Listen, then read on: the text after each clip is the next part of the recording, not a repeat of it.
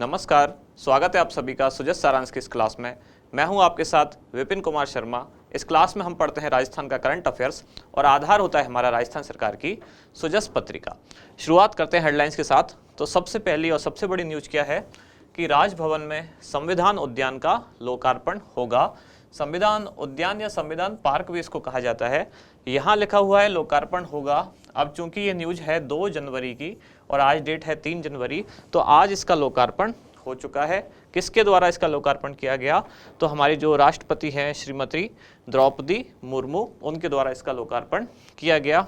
यहाँ कुछ अन्य जानकारी जो दुर्घटनाओं से संबंधित है।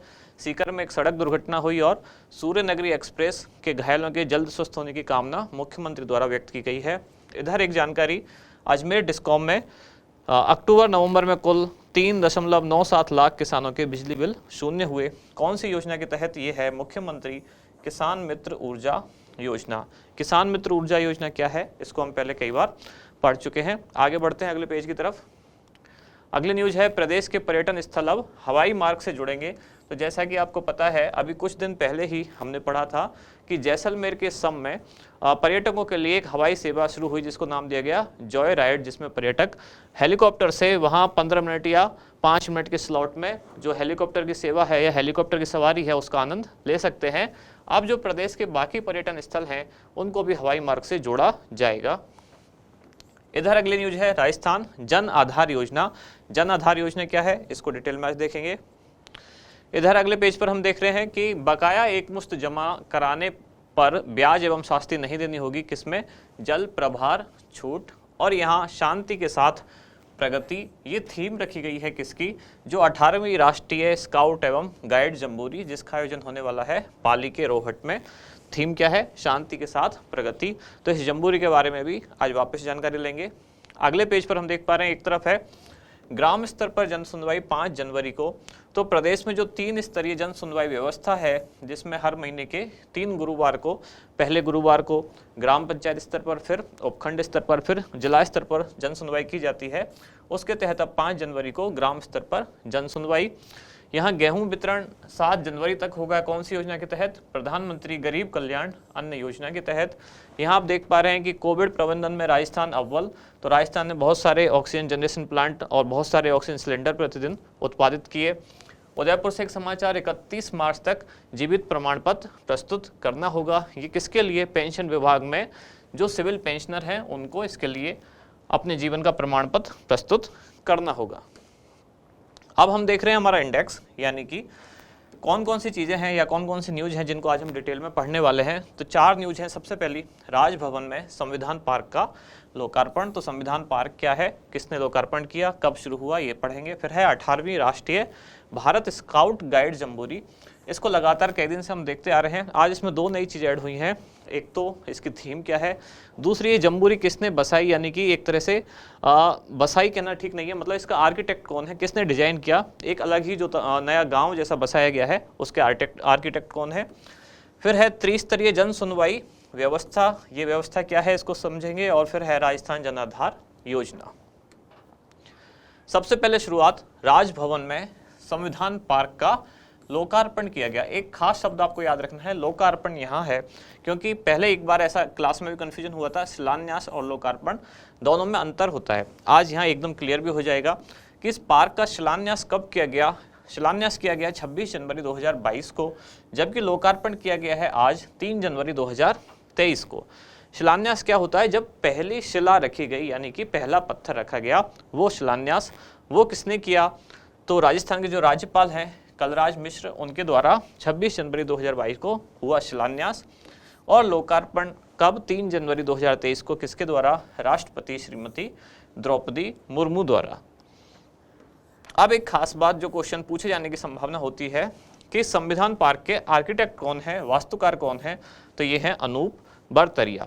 जो हमारी राजस्थान करंट अफेयर्स वाली क्लास थी उसमें ये क्वेश्चन भी रखा गया था कि संविधान पार्क के जो वास्तुकार है उनका नाम क्या है, तो वो है अनूप बरतरिया। इन्होंने संविधान पार्क के अलावा एसएमएस मेडिकल कॉलेज में एक जो आईपीडी टावर का निर्माण हुआ है उसका भी डिजाइन इन्होंने ही तैयार किया है।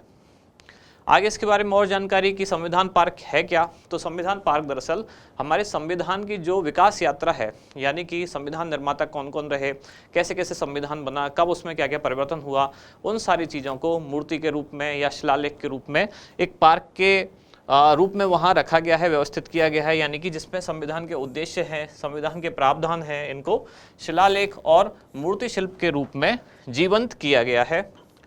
राजभवन में और क्या क्या, मयूर स्तंभ, फ्लैग पोस्ट, गांधी प्रतिमा और महाराणा प्रताप की चेतक के साथ एक विश्रांति मुद्रा में प्रतिमा भी स्थापित की गई है। तो इन सभी का भी लोकार्पण किसके द्वारा, राष्ट्रपति श्रीमती द्रौपदी मुर्मू द्वारा किया गया है। अगली न्यूज है 18वीं राष्ट्रीय भारत स्काउट गाइड जम्बूरी। इसके बारे में कई बार हम पढ़ चुके हैं कि जम्बूरी क्या है, कब आयोजित होने वाली है। जम्बूरी शब्द का मतलब क्या है, जम्बूरी शब्द का मतलब मैं पहले भी बता चुका हूँ, इसका मतलब होता है एक तरह का बड़ा आयोजन, यानी कि एक महोत्सव। लेकिन खास तौर से ये शब्द किसके लिए यूज किया जाता है, जब स्काउट जो कैडेट्स हैं, जब उनका आयोजन होता है, कुछ उनका महोत्सव होता है, तब उसके लिए हम क्या शब्द इस्तेमाल करते हैं, जम्बूरी। कब से कब इसका आयोजन होने वाला है, तो 4 जनवरी से 10 जनवरी, यानी कल से इसका आयोजन शुरू हो जाएगा, जो कि 10 जनवरी तक चलेगा। और कहाँ होगा, तो पाली के रोहट के निम्बली ब्राह्मणन गांव में। अब ये जो गांव में इस पूरी जम्बूरी को अलग से एक टेंट के रूप में बसाया गया है, टेंट वाले पूरा गांव बसाया गया है। उसकी डिजाइन किसने तैयार की या उसके आर्किटेक्ट कौन है, तो उसके आर्किटेक्ट हैं सुंदर राठौड़, जो कि पाली के रहने वाले हैं। और पहले जो हमने पढ़ा था नाम, संविधान पार्क के आर्किटेक्ट कौन, अनूप बर्तरिया। इनका संबंध कहां से है, इनका संबंध है जयपुर से। वापस आते हैं अपनी स्लाइड पर। स्काउट गाइड जम्बूरी की बात हो रही थी। आदर्श वाक्य जो लिखा हुआ है, यह आदर्श वाक्य स्काउट का आदर्श वाक्य है, और ये क्या है, राष्ट्र के लिए सदैव तत्पर। जबकि जो जम्बूरी आयोजित होने वाली है 18वीं, उसकी थीम क्या रखी गई है, शांति के साथ प्रगति। ये थीम इंपॉर्टेंट है, आपको याद रखनी है कि इस बार जो 18वीं जम्बूरी, पहले तो इस जम्बूरी की सारी चीज़ें ही बहुत ज़्यादा खास हैं। पहली बात तो कहाँ आयोजित हो रही है, यानी कि स्थल कौन सा है, उसमें आपको गांव का नाम भी याद रखना है, क्षेत्र का नाम भी याद रखना है, जिले का नाम भी याद रखना है, डेट कब से कब आयोजित होने वाली है वो भी याद रखनी है। और फिर उसके बाद अगर याद रखने वाली सबसे अच्छी चीज़ है तो क्या है, थीम क्या है, शांति के साथ प्रगति। और इस जम्बूरी का या जो गांव बसाया गया है, उसके आर्किटेक्ट कौन है, वो है सुंदर राठौड़। आगे इसकी ये जानकारी तो हम कई बार पढ़ चुके हैं, इसलिए एक बार वापस मैं एक रिवाइज कर देता हूँ कि ये 18वीं राष्ट्रीय जम्बूरी है। कब से कब आयोजित होगी, राजस्थान में पहली बार कब आयोजित हुई, तो राजस्थान में पहली बार आयोजित हुई थी 1956 में। कब से कब, 27 दिसंबर से 31 दिसंबर तक। और राजस्थान में कहाँ, बनी पार्क जयपुर में आयोजित हुई थी। अब राजस्थान में दूसरी बार जो आयोजित होने वाली है वो लगभग 66 साल बाद हो रही है, इसलिए ये ज़्यादा इंपॉर्टेंट है। और कहाँ आयोजित हो रही है, पाली के रोहट में।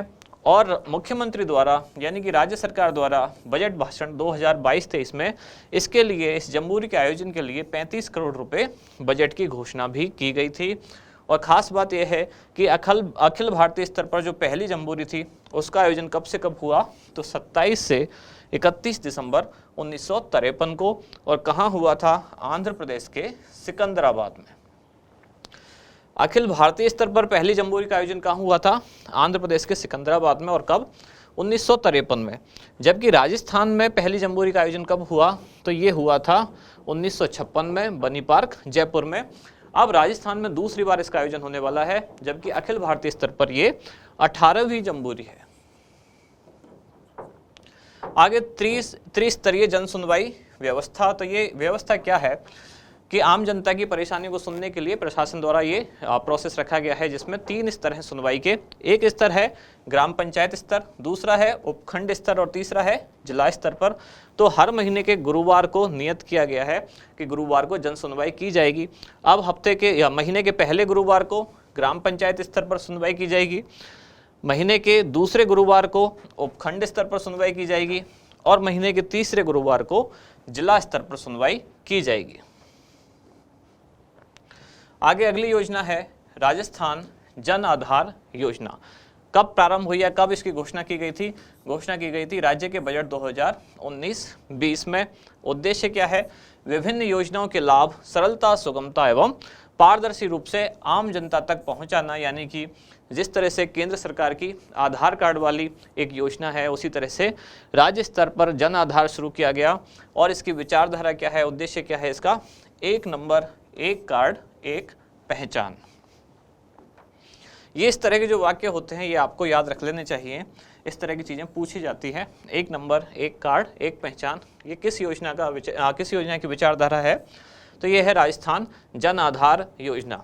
जैसे इंदिरा रसोई योजना है, उसकी भी एक ध्येय वाक्य या उसकी एक विचारधारा क्या है? कोई भी भूखा नहीं सोए। तो इस तरह के जो वाक्य हैं वो आपको याद रखने हैं। इस योजना की क्या क्या विशेषताएं हैं? तो इस योजना में एक 10 डिजिट का एक पहचान पत्र या पहचान संख्या दी जाती है। जैसे आधार कार्ड पे एक नंबर होता है, ऐसे जन आधार कार्ड पे एक नंबर होता है, तो 10 डिजिट का वो नंबर दिया जाता है। इसके द्वारा जितने भी नगद लाभ है, यानी कि डीबीटी जिसे कहते हैं, प्रत्यक्ष लाभ हस्तांतरण, इनके माध्यम से सीधा जो आम जनता है या व्यक्ति है उसके जो वो कार्ड का जो नंबर है या बैंक अकाउंट नंबर है, इन सब में वो डायरेक्टली इनका बेनिफिट पा सकता है। और ये 10 डिजिट की जो आधार संख्या या जो नंबर उसको दिया जाएगा, इसी को प्रूफ ऑफ आइडेंटिटी यानी कि उसकी पहचान का प्रूफ माना जाएगा। और प्रूफ ऑफ एड्रेस यानी कि उसके पते का भी प्रूफ माना जाएगा, यानी कि एक ऑफिशियल डॉक्यूमेंट होगा जिसको आइडेंटिटी प्रूफ यानी कि आई कार्ड और एड्रेस का प्रूफ भी माना जाएगा। इसकी उसको मान्यता प्रदान की जाएगी। अब किसको इस कार्ड के तहत मुखिया माना जाएगा? इसके लिए परिवार द्वारा निर्धारित 18 वर्ष या उससे अधिक आयु की जो भी महिला है परिवार की, उसको परिवार का मुखिया बनाया जाएगा। लेकिन अगली कंडीशन, यदि ऐसी संभावना ना हो, यानी कि किसी परिवार में 18 वर्ष या उससे अधिक आयु की कोई भी महिला नहीं है, तब परिवार में 21 वर्ष या उससे अधिक आयु का जो पुरुष होगा उसको मुखिया बनाया जाएगा। लेकिन अगर दोनों ही कंडीशन ना हो, यदि परिवार में 18 वर्ष या उससे अधिक आयु की महिला और 21 वर्ष या उससे अधिक आयु का पुरुष भी नहीं है, तब परिवार में अधिकतम आयु का कोई भी जो सदस्य होगा उसको मुखिया बनाया जाएगा। और मुखिया बनाना इतना इम्पोर्टेंट क्यों है? क्योंकि जो परिवार का मुखिया होगा उसी के नाम से ये कार्ड जारी किया जाएगा। इसकी प्रशासनिक व्यवस्था कैसे होगी? तो कौन सा विभाग इसको देखेगा? ये है आयोजना विभाग। बजट नियंत्रण किसके द्वारा? निदेशक एवं संयुक्त शासन सचिव। कौन से विभाग के? आर्थिक एवं सांख्यिकी विभाग। और क्रियान्वयन एजेंसी कौन सी है? तो राजकॉम्प इन्फो सर्विसेज लिमिटेड। ये जन आधार योजना को एक तरह से शॉर्ट में समझाया गया है। ये सरकार का ही एक विज्ञापन है जहां अलग अलग चीज़ें बताई गई हैं। इसके जो खास पॉइंट्स हैं, जैसे कि नंबर 1 लिखा गया है सरकारी योजनाओं एवं जन कल्याणकारी की जो योजना है उनके लाभ और सेवाएं प्रदान करना। POI यानी कि प्रूफ ऑफ आइडेंटिटी और POA यानी कि प्रूफ ऑफ एड्रेस के लिए इसको मान्यता दी जाएगी। आयुष्मान भारत महात्मा गांधी राजस्थान स्वास्थ्य बीमा योजना का लाभ दिया जाएगा। योजनाओं की पात्रता निर्धारण में सहायक और उपयोगी होगा। साथ ही मोबाइल ऐप से ये डायरेक्ट कनेक्ट होकर इसका संचालन सुगम हो पाएगा। और लास्ट में हमारा अभ्यास प्रश्न क्या है आज का क्वेश्चन? कि पाली के रोहट में आयोजित 18वीं राष्ट्रीय स्काउट गाइड जम्बूरी की थीम क्या है?